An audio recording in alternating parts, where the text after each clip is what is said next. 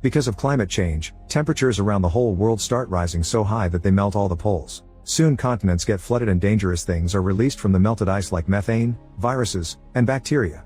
The government builds rockets to escape to space, although only politicians and the elite get tickets. However, there isn't anything like Earth close enough for rocket travel, so they die of cosmic radiation or killing each other when resources run short.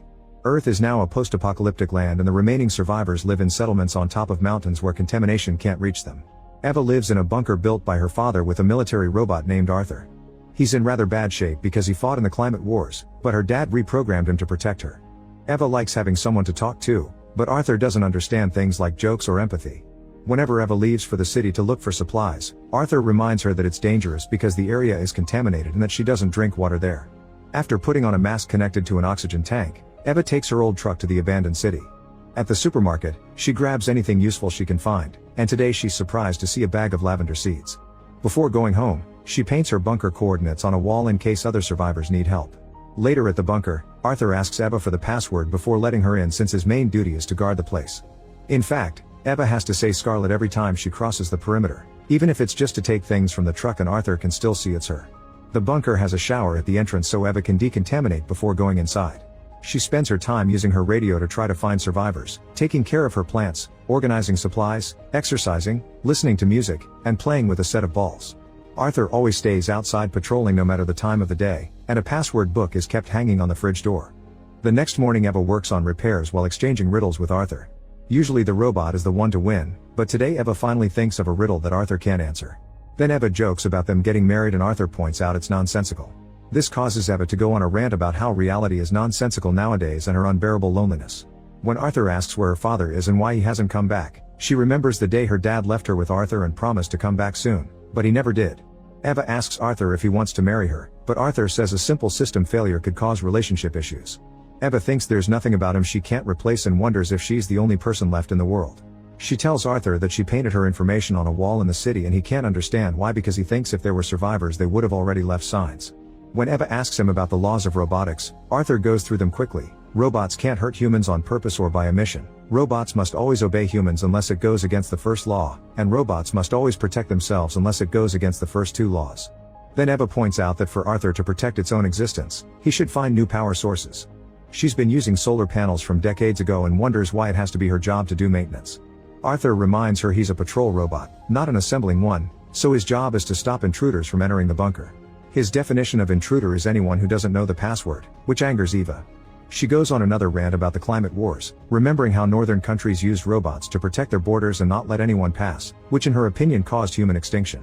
She thinks this programming goes against the laws of robotics because if a refugee comes by seeking water, Arthur won't help them. If she could, Eva would reprogram Arthur to make him a domestic robot instead.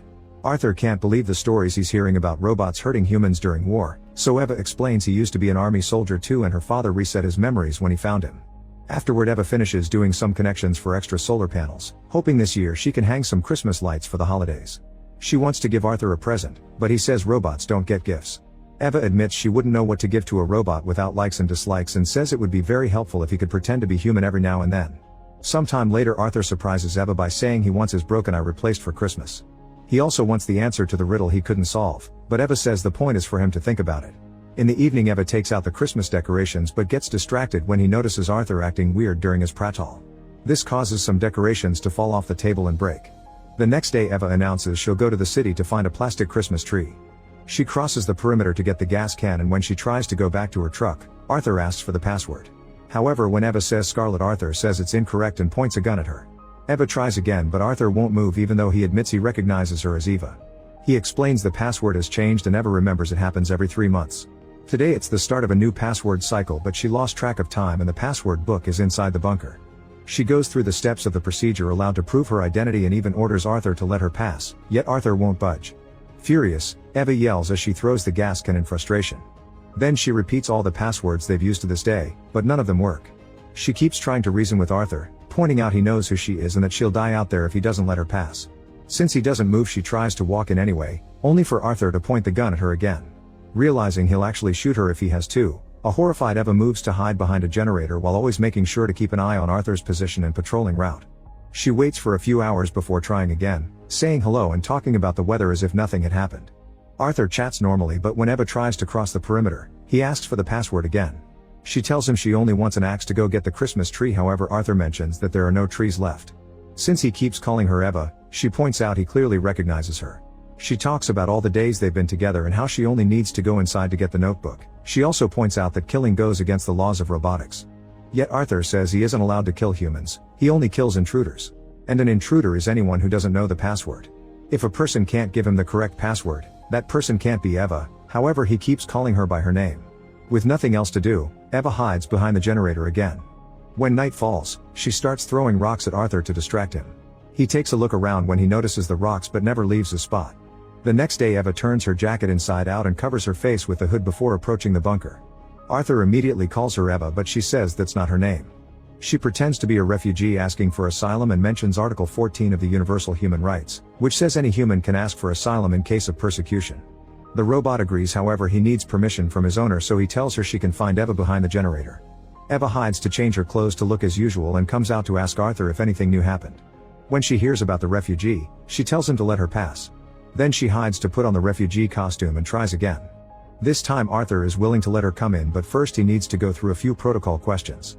He asks what kind of refugee she is, since political refugees have rights but climate refugees do not. Eva obviously answers political and Arthur asks for proof of persecution. Eva can't believe what she's hearing and makes up a story about the war in her country killing all her family and burning her house, so she has nothing. Next he asks for her documents or the paperwork done at the borders granting her refugee status. She says she already filled out all the paperwork and asks for water, but Arthur says he must always give water to Eva first. Seeing they're going in circles, Eva leaves and spends the night behind the generator. In the morning, Eva wakes up feeling very weak. She goes to sit in front of Arthur, who asks how it's possible for her to be the last person on Earth if yesterday he saw an intruder and a refugee. He theorizes that there must be more humans in the power plant because if there's power, then someone is doing maintenance at the plant. Eva explains robots are doing it, but Arthur doesn't understand why they would work for nobody. Before answering that, Eva asks for water, but Arthur says he can't take anything from the base without authorization. Getting angrier, Eva starts ranting against robots. She says the power plant is still working because a robot as stupid as Arthur can't do anything except follow their programming. To close the plant it had to activate the protocol, which ended with a message that said please confirm you aren't a robot, which obviously that robot worker couldn't do. Arthur doesn't see this as a problem because a robot capable of lying shouldn't be responsible for dangerous facilities, and never reveals he wasn't able to get her riddle because the answer involves lying, which he can't even start to comprehend. After taking a short rest, Eva remembers something and runs to her truck. She finds the water can in the engine, but when she tries to drink, there's nothing left. Eva throws the bottle at Arthur in frustration before resting again and is shocked to find the bag of lavender seeds on the ground. With just a little hole in the dirt, she plants the seeds and waters them with the few drops of water she has left. Then Eva tries to offer the answer to the riddle in exchange for going inside or at least getting some water, but Arthur still refuses. Getting desperate, she checks the oxygen tank in her truck and notices it has 18% left. Hoping it's enough, she gets in the truck and drives all the way to the power plant. She takes the stairs to the top of a cooling tower, then she climbs down using ropes to get inside. Luckily the door isn't locked and Eva manages to get into the actual plant. She goes through dozens of rooms while keeping an eye on her oxygen level, desperately searching for water. Eventually she finds a map of the plant and follows it until she finally finds the supply room, but the door is locked. At that moment her oxygen runs out, so she takes the mask off. Then she grabs an axe and hits the door with it to destroy it. Eva rushes into the supply room and is devastated to discover all the bottles are empty. After crying for a while, Eva starts making her way out. She comes across a bathroom and notices a few water drops in the shower, but it's not enough. In the evening, Eva arrives at the bunker. She stares at Arthur for a moment and decides to take the risk. The truck speeds up toward the bunker and Arthur immediately opens fire, forcing Eva to jump out of the vehicle. A few more shots make the truck explode, causing a huge fire and several wounds for Eva. She destroys her jacket to create a bandage for her arm and passes out because of the heat. The next morning the fire is out and Eva is so weak she can barely move. She drags her body on the ground until she can rest against the solar panels.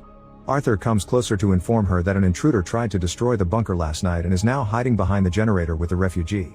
Eva tries to tell him it was all her, but Arthur insists he doesn't make mistakes. Sometime later Eva is shocked to see her dad approaching her to offer water, but she's hallucinating because of the heat and it's actually Arthur. He says she can go inside if she tells him the password and ignores her plea for water, so she passes out. A few hours later Eva wakes up when she feels water drops falling on her face. She realizes it's raindrops that got stuck on the solar panel and immediately gathers them to drink them, but they're disgusting and she has to spit them. Eva wonders if Arthur would take care of her if they were married and he says yes, but it's impossible to do it now because she'll die very soon. This would make him a robot widower, and he doesn't know what a robot widower is supposed to do, which he considers a worse problem than her death. His words make her have a breakdown. Sometime later, a new hallucination takes over Eva's mind. She sees herself in perfect condition standing in the city while hearing the laughter of children. Arthur snaps her out of it when he asks for the answer to the riddle, saying she's dying anyway. Eva forces her body to stand up just to give Arthur the finger before collapsing. The hallucination returns, but Eva refuses to die yet, saying she must find a way to defeat the machine. She asks about an emergency mode, and Arthur explains that will only activate when she dies, calling it a good solution. He points out that she can die in peace because the refugee and the intruder will rebuild society. With her last breath, Eva asks him to take care of her lavender seeds, and then she dies. Arthur says